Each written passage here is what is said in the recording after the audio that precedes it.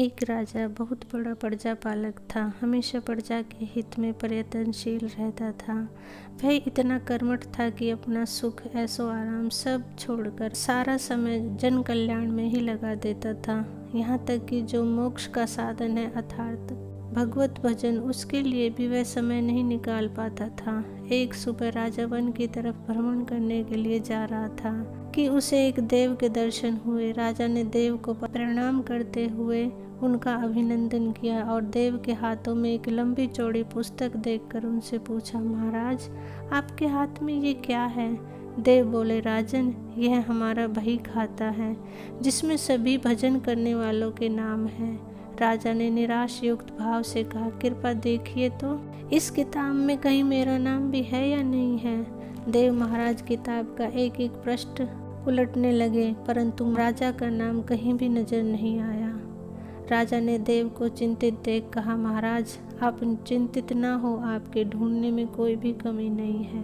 वास्तव में मैं भजन कीर्तन के लिए समय नहीं निकाल पाता और इसलिए मेरा नाम यहाँ नहीं है। उस दिन राजा के मन में आत्मग्लानि सी उत्पन्न हुई, लेकिन इसके बावजूद उन्होंने इसे नज़रअंदाज कर दिया और पुनः परोपकार की भावना लिए दूसरों की सेवा करने में लगे रहे। कुछ दिन बाद राजा फिर सुबह वन की तरफ टहलने के लिए निकले तो उन्हें वही देव महाराज के दर्शन हुए।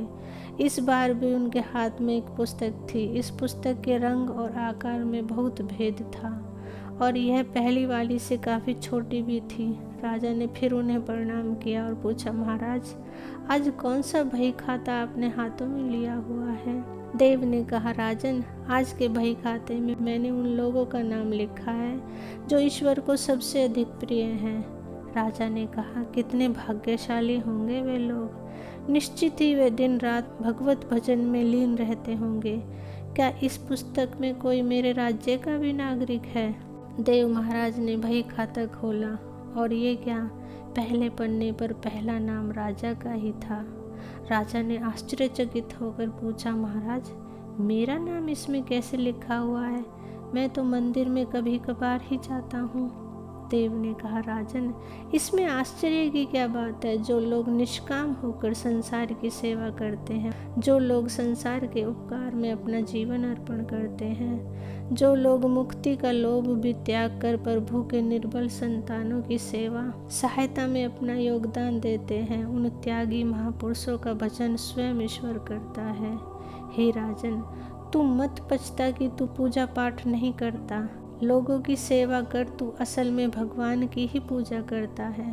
परोपकार और निस्वार्थ लोक सेवा किसी भी उपासना से बढ़कर है। देव ने वेदों का उदाहरण देते हुए कहा, कर्म करते हुए 100 वर्ष जीने की इच्छा करो तो कर्म बंधन में लिप्त हो जाओगे। राजन भगवान दीन दयालु हैं, उन्हें खुशामद नहीं भाती बल्कि आचरण भाता है। सच्ची भक्ति तो यही है कि परोपकार करो, दीन दुखियों का हित साधन करो। अनाथ विधवा किसान व निर्धन आज अत्याचारियों से सताए जाते हैं, उनकी यथाशक्ति सहायता करो और सेवा करो, यही परम भक्ति है। राजा को आज देव के माध्यम से बहुत बड़ा ज्ञान मिल चुका था और अब राजा भी समझ गया कि परोपकार से बड़ा कुछ भी नहीं और जो परोपकार करते हैं वही भगवान के सबसे प्रिय होते हैं। दोस्तों, जो व्यक्ति निस्वार्थ भाव से लोगों की सेवा करने के लिए आगे आते हैं, परमात्मा हर समय उनके कल्याण के लिए यत्न करता है। हमारे पूर्वजों ने भी कहा है, परोपकाराय पुण्याय भवति, अर्थात दूसरों के लिए जीना, दूसरों की सेवा को ही पूजा समझकर कर्म करना, परोपकार के लिए अपने जीवन को सार्थक बनाना ही सबसे बड़ा पुण्य है। और जब आप भी ऐसा करेंगे तो स्वतः ही आप भी ईश्वर के प्रिय भक्तों में शामिल हो जाएंगे। सदा खुश रहें दोस्तों। कहानी अच्छी लगी हो तो प्लीज़ लाइक, शेयर और सब्सक्राइब करें। Thank you.